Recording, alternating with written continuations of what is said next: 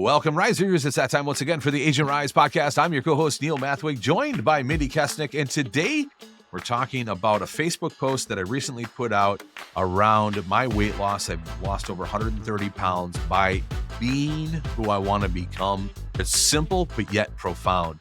And we're going to kind of digest all of that today, or dissect all of that today. Neil, anyone who has known you for a long time is over the moon proud of you and happy for you. And this is not the first time that you have lost 100 pounds. And this is not the first time by any stretch that you have made efforts to lose 100 pounds.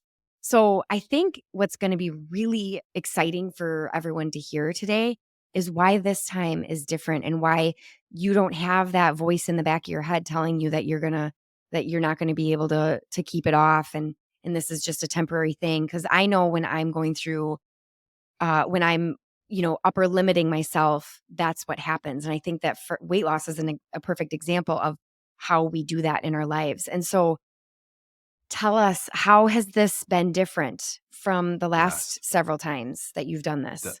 Definitely. I think about this is my fourth time I've lost over 100 pounds. And every time that I lost it before, it was all by holding on to a diet, subscribing to a plan, getting the gym membership and firing myself up to be more motivated, to be more consistent with what I wanted to do. And I was forcing myself. Every single time I was forcing myself. This time around, I had this thought of being who I wanted to become. And if you envision, and this is the beautiful thing about where we're at, is what you think and feel you make real. And your thoughts, every thought is creative. And so I started to believe that I weighed 200 pounds when in fact I was standing at over 400 pounds. I had this belief that if I just started being who I wanted to become, that I could become that person. And so it went from holding on to things to, instead of holding on to things, it went from seeing, well, what do I need to do to be that healthy person? If I'm going to start being what I want to become, then I need to start doing those things. And so I wrote down a list of what do healthy people do. And again, this sounds so simple, but yet I had to retrain my brain because I have all these beliefs, and you have all these beliefs, right? We all have these beliefs. I've been alive for 45 years. And I have 45 years of beliefs stored up in my subconscious.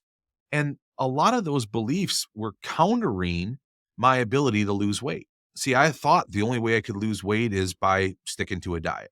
I thought that I was big boned and, I'm big and, so are some of my other family members. And so, that's just the way we are as Mathwegs, right? Like we're just big, and I had beliefs that, I had lost the weight before, but I only could do it because I held on to something. I had all these stored up beliefs that I had to reframe. I had to rewire and think differently about. And so coming up with this list was the beginning of reframing that. And I just asked myself, what do healthy people do?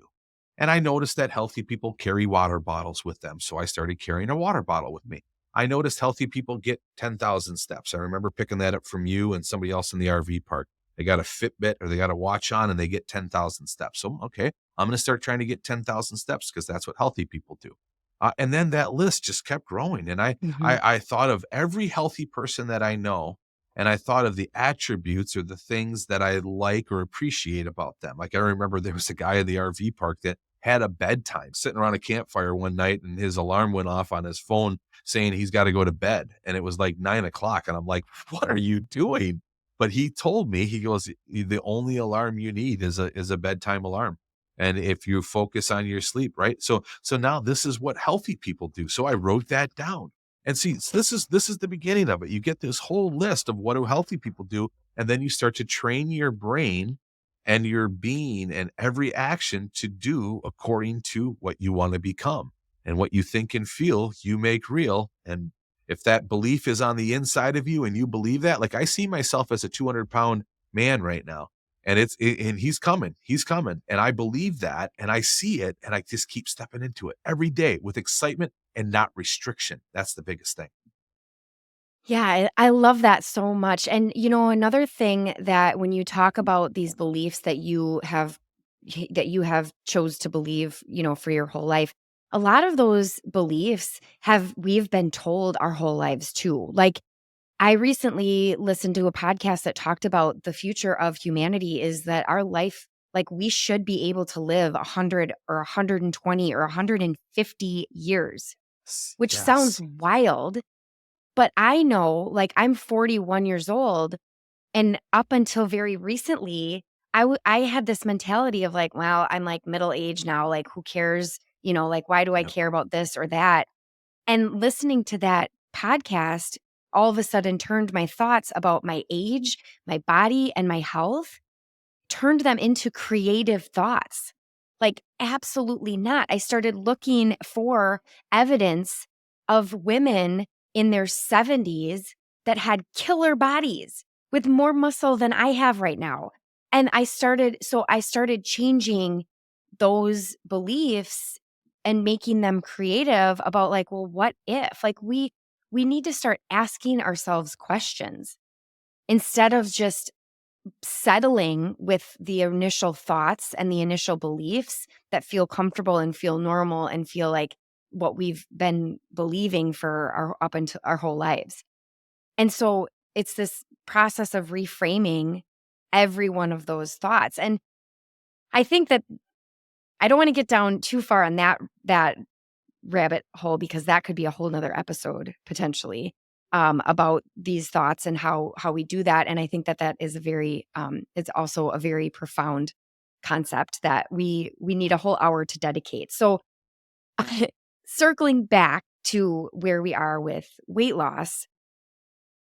So I know, you're saying that it has a lot to do with your thoughts and what you're believing about yourself. And I think that is so important.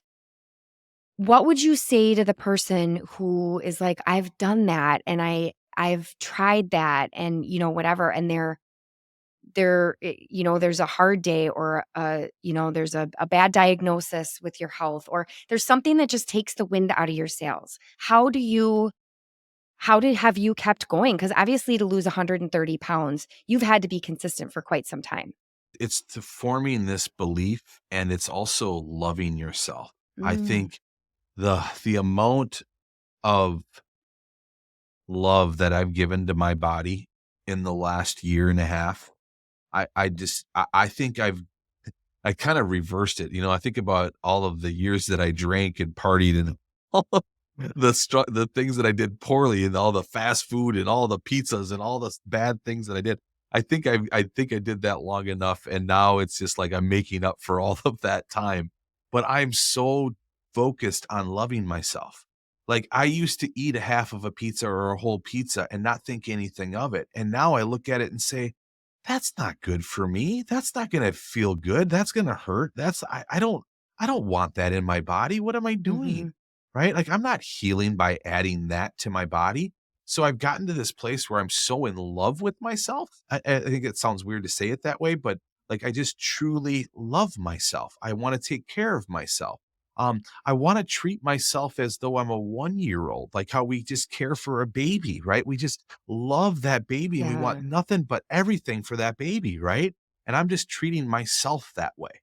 And that's leading me. So it's leading me along with the filter of what do healthy people do. So, for example, I would go into a restaurant before and I would just let loose, like, I'm at a restaurant. Let's just get everything and whatever, well, one of everything, and I would just eat and I would eat the kids' plates and I would just eat, and. And now I'm like, that's not what healthy people do. And that's not loving to myself. So I'm not going to do that anymore. Instead, I know what I need. I need nutrients right now. I need some good healthy food. I need some protein. I need some fiber. I need good greens. I need healthy food because that's really going to love myself.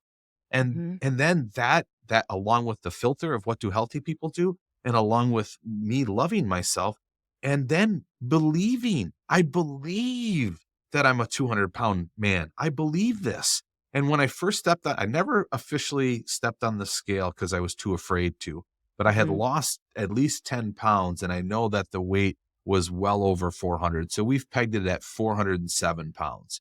And so I was 407 pounds when I started. And I see myself as a 200-pound person and I'm mhm, treating myself as one. And now I'm paying attention to the things that once annoyed me. Like Jenny would would take all these vitamins and all this, fiber before she would eat. And she would eat a salad before she would have a meal. And she would do all of these things that I just thought were so weird and like, whatever, you do you. I'm just going to keep doing me. Right. Where now I'm so receptive of all of it. I'm paying attention to it. Why do you eat a salad before you eat a meal? Oh, that makes you eat less. Oh, I didn't know that. Right. And so I'm like paying attention to all of these things that I used to ignore. But I want to bring those into my experience now, where once before I didn't. Well, and that's another good point. So, I love the concept of loving yourself. I am in a health journey that's very different from yours in the specifics, but it's very much the same. Is just it's a health journey that I'm going through, and I love the concept of loving yourself because that's what my body for sure needs right now.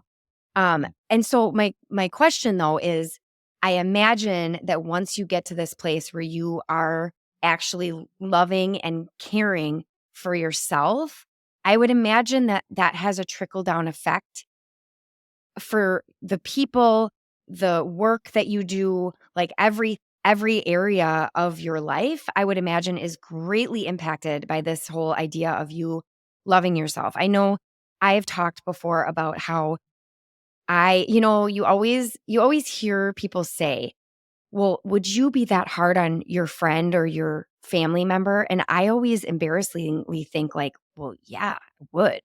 Because I know now it's because I'm so hard on myself that I am also really hard on other people. So as I've taken this tip from you and learned to love myself and my body more, I've learned through giving myself more grace that I have the ability to give everybody else a lot more grace. So what areas how has this concept of loving yourself affected your work, your relationships, your family, like all of the other aspects in your life? Definitely. There's so much that comes from loving yourself, and my favorite to listen to around this is, and both of our favorites is Louise Hay. Mhm. Louise, the late Mm. Louise Hay. She passed away back in 2017, 18, and she taught all the way up to the day she died. She was 91, 92 years old, and there's nobody that I think on this planet has ever taught how to love yourself better than her. All of her stuff is over 50 years old, so it's all public domain. So just go to YouTube and it search Louise Hay, and there is so much to So learn good. here. Oh, it's so good. So you get to this place where you love yourself. You then, and I look at it, the time when I quit drinking. I've been sober, I think now 12 years. I used to drink. I mean, I used to drink with the best of them. And I went from thinking that that was going to be the destiny of my life, was I was going to be just a party animal and a drinker, to now where I just can't even imagine having a drink. I mean, it went from this place of like grit and determination for a little bit, but now it went to this place of like, I don't want that poison in my body. Why Mhm. would I want that? What good is that going to do me? And so I Mhm. don't put that in my body because I love myself so much. Right. So it starts with your body, but then it moves into your relationships. I know with my marriage, we have gotten to this place of fighting for an understanding. Yeah. And so when we have a disagreement or we're not in tune with something, we fight for that understanding. And I think that that comes from truly loving yourself as well, because you've got Yeah. to be able to be okay with not being right, and be okay with understanding why there's a misunderstanding, right? And I think again that comes from confidence and from loving yourself. And then I think it really carries on into your business. It really carries on to your business because for me, I now know that what I think and feel I make real, and that I have creative abilities because I know who I am and I'm true to that. But I also love myself so much that I don't beat myself up and I avoid those places of doubt, right? Like you could have a great idea for your business until you have a bad idea full of doubt, right? Like you can counter your great idea easily with the thought of doubt. Mhm. And then it starts to happen because what you think and feel you make real, and every thought is creative, and it starts to come true. Like what you feel inside now starts to become part of your reality. And so again, but if you don't come from a place of love, you can't have any of that. You're not going to see any of that because you're going to have thoughts of doubt and shame and fear and lack and all of these things. But love just brings all of that. Love is everything, right? So you get to this place of love, you're going to attract more love into your relationships. You're going to be more in love with you and with your loved ones. You're going to be more in the now because you're not frantic. You're just in love. You're in peace. You're in joy. My wife calls it the highest joy. What's your highest joy? Aim for that, because that's the mark where you feel, not only do you feel the love, but you feel unstoppable because you Mhm. just truly know how much power is within you. Yeah, and it's funny because I'm listening to you say all of this, and what I hear or what I sense anyway is that you are not fighting for control because you just you have it. Like, does that make sense? I you know, Yes. Yes. I think about, like, my kids and how sometimes I recently kind of realized that I'm just too hard on them sometimes, and I'm too strict, and I, like, have these rules in place, and if they don't do them, I'm mad at them, and I recently just had this epiphany of, like, I think I'm trying to control them, and really my job is to love them, and I think that maybe I was able to come to that realization because I am also working down I'm following you as closely as I can, and so I'm learning to love myself and really act out my life and all of that in that way of coming from a place of love that starts within me, not outwardly. And then all of a sudden, I'm like, they're teenagers. Like, they're going to leave Right. wrappers all over my countertop. And is that worth ruining our relationship over? Because as soon as I see them, I'm like harping on them.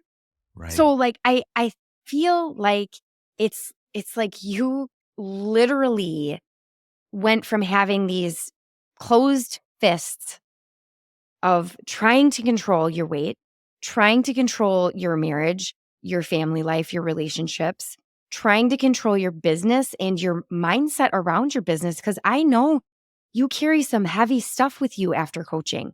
And I am the reason for that. I'm partly, anyways. You have helped me, as we've talked about on this podcast, and now all of our listeners know, like, you've had to help me through some really hard things. And how do like, so you've got this grip on your mindset after a tough call with me, maybe, or something, any of your coaching clients. And you've been like muscling through with these fists tight. And like now I just see you like completely surrendered. You're not like fighting for that control anymore because you've got peace around knowing because of the beliefs that have changed. Does that make Yes. sense? Totally. That's Feels like it makes totally it. sense, but I It don't know if I'm does.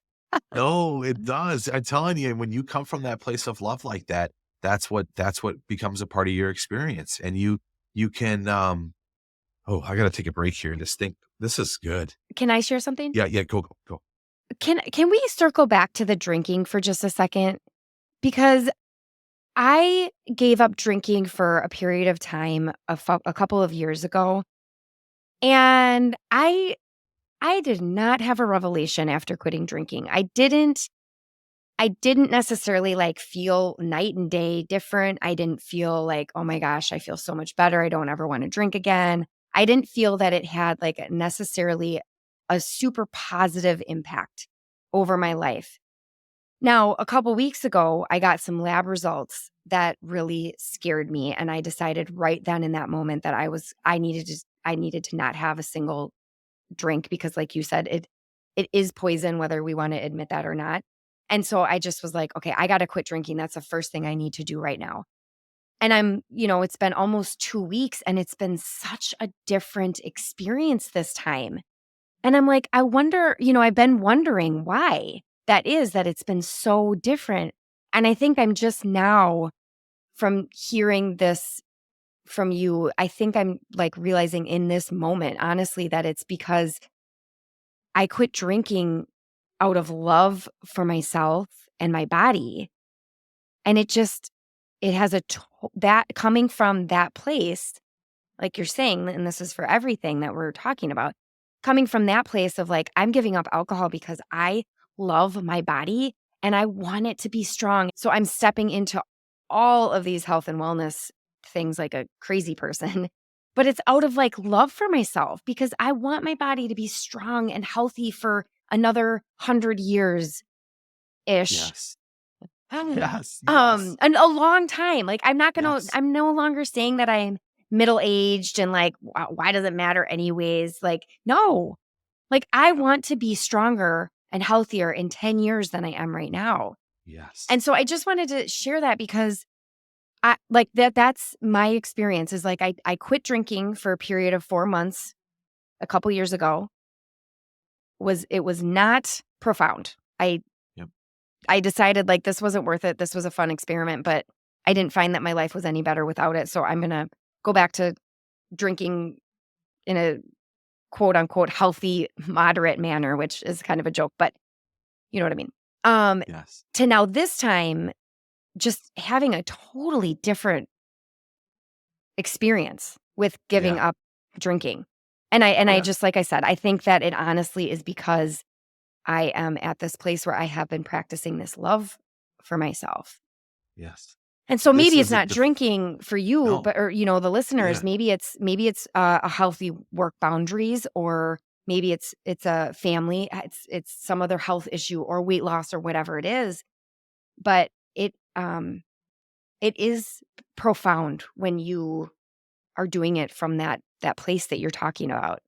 Definitely. And this is a defined this defined just like my weight loss around drinking here. It's defined because you dieted before, right? Yeah. 2 years ago when you quit, you dieted.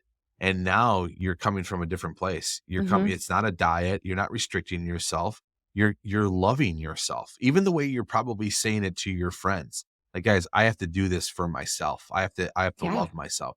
And they're accepting that, are they not? You're not quitting because when you quit something around your friends, that's when the crab effect comes in, right? When you're the crab going Yes. from the cage, all the other crabs want to pull you back in, right? And so when you quit and you become better than them, then there's that difficult stage there where it's like, you quit. Now we're going to try to pull you back in. But now you come from a place of, I need to love myself. I Mhm. need to take care of myself.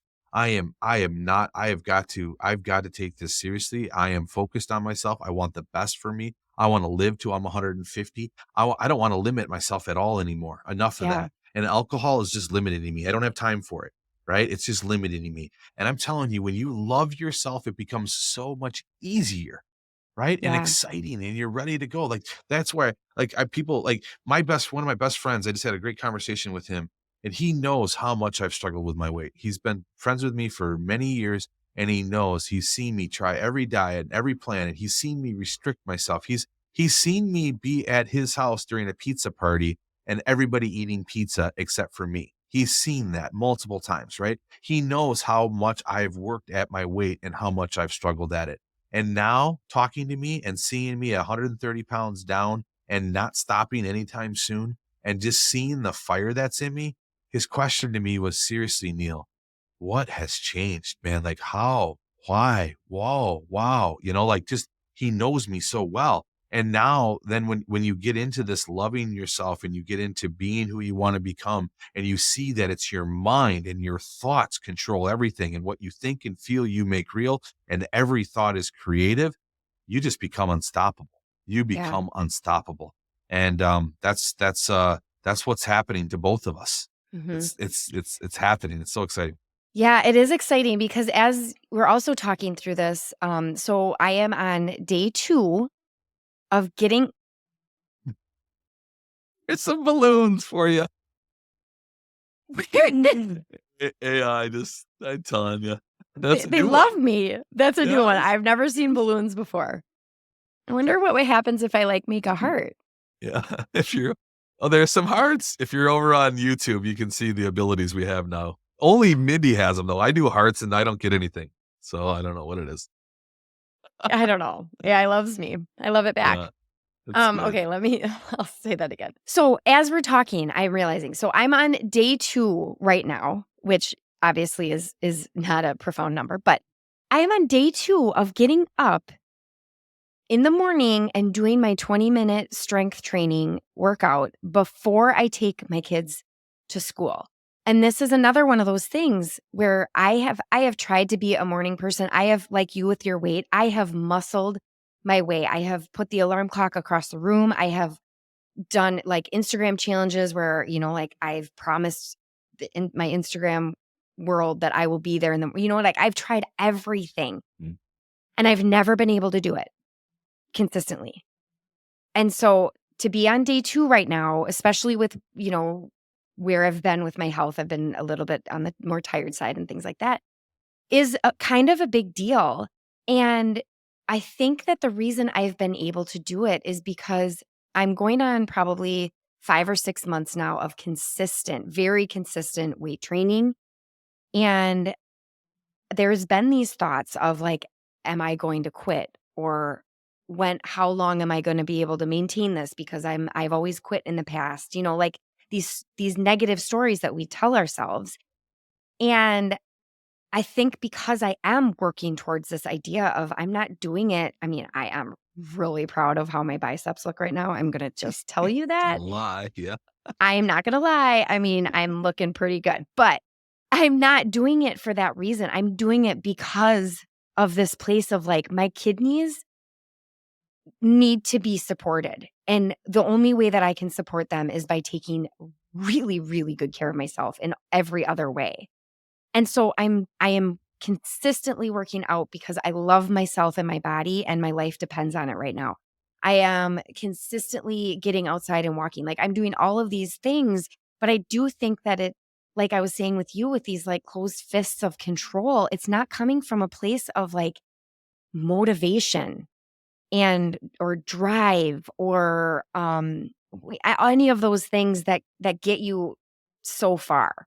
Those things Right. will not get you to a lifetime of change. This is what we're talking about today, is how you have gone from losing 100 pounds and gaining it back and losing it and gaining it back to a lifelong ability of maintaining 200 pounds less than your max weight.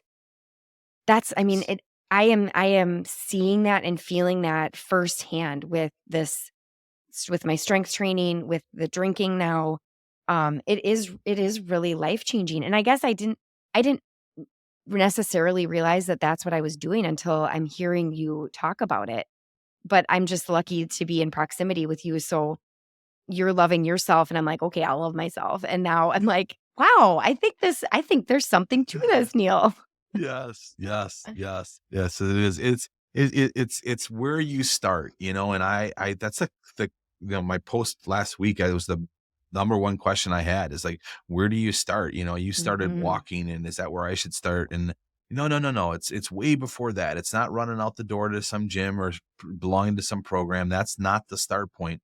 The start point is with you, and the start point is with you loving yourself and you being who you want to become and just start implementing that right away. Right. I mean, the day I got the water bottle, I remember I used to make fun of people that carried water bottles. One of my best friends, Keith, always leaves his water bottles at my house and it drove me crazy, but he always had a water bottle. So I started there. Right. But that's the start after the start of your mind and you're loving yourself and seeing the things that you got to reprogram. I had probably 20 or so beliefs that were standing in my way, Yeah. like beliefs that I have changed by loving myself and by knowing that, man, that those thoughts just they no longer serve me. That belief, that is just a dumb belief. I'm not going to believe that one anymore. That doesn't serve me. That one only hurts me. I'm going to let that one go. I'm going to love myself more than that belief because that belief isn't real anymore. And then I'm just going to replenish my mind consistently on a consistent basis. And I talk about all of this in my post too. And if you're not following me on Facebook, go friend request me on Facebook. I put this whole post together of my whole routine. And Mhm. this routine all again starts with my mind. It starts with loving myself. And then I got into a great routine for that to follow. One other question I just thought of, or one idea I think, I would imagine that this is like the cure for people pleasing. Because I think it's such a trickle down effect that like when you love yourself and you start doing things like, and maybe they're physical things at first, like you're drinking more water, you're walking 10,000 steps, you're weight training, you're giving up maybe alcohol, all these things, right? That's where it Right. starts. And you start to like do these things on behalf of your body, and you're loving yourself and your body and your mind. And like all of a sudden I'm realizing that like I'm choosing to watch things like the documentary on the blue zones versus Squid Games. You know what I mean? Like all of a Yes. sudden you're Yes. like, "No, I love my mind too much to put that in there right before I go to bed. Like why would I want to do that?" And then it starts trickling down to like this past weekend was the holiday weekend, and we entertained like every night, or we're with friends or family every single night. And by the end, I was like, I don't have the stamina for that right now. I love myself too much to overbook anymore. So, like going into the Christmas holiday, I already know that I'm going to be scheduling in some nights that are like no off limits because I need to be home with my family in front of the fireplace watching Elf. I love myself too much to people please myself into saying yes and spending the entire holiday overbooked and exhausted. That's And it. eating crappy food because we're too busy running out the door. Like I need to have more time in my schedule to cook whole foods and make dinners for my family and sit around the table with like it just Yep. starts to affect all these different areas of your life. And you start to just realize like I love myself too much to let this person or this client treat me like that. Like Yep. nope, Yep. not doing it. And Yep. it just starts to change your whole entire life. That's it. It's like magic. This is like That's it. magic. This is. Yep. And it's telling you, if you love yourself, it makes it easier for others to love you. Right. And so Ooh. that love will just be reciprocated. It'll just keep coming into your experience because you truly love yourself and you're in the now, you're in the moment. When you're loving yourself, you're not frantic, right? You're calm, you're peace. Just feel that love, right? And then it Yeah. just makes your relationship attract the same. And so your conversations change. You're not as frantic and running all over in your mind. You can be present. Yeah. And I love that because I was actually just talking to a girlfriend of mine this morning on a walk, and she was realizing that her husband all of a sudden was supporting the schooling that she was doing and the path that she was on. And I asked her, like, do you think that he always supported it and you just believed that he didn't? And she said something that was I felt profound. And she said, I think that when I shifted my mindset from worrying about what he thought and plug in whoever it is, your clients, your friends, your family, when you shift your mindset from worrying about what they think and you're just actually using your creative thoughts to be creative in whatever you're doing in your business, in your work, in your family life, all of those things, all of a sudden, like you're saying, it opens up this space for people to actually to love you and to compliment you and to recognize that you're doing something beautiful with your life. But when we're busy worrying about what this client's going to think or this or our family's going to think or whatever it may be, that there's no space for others because we're not actually producing Right.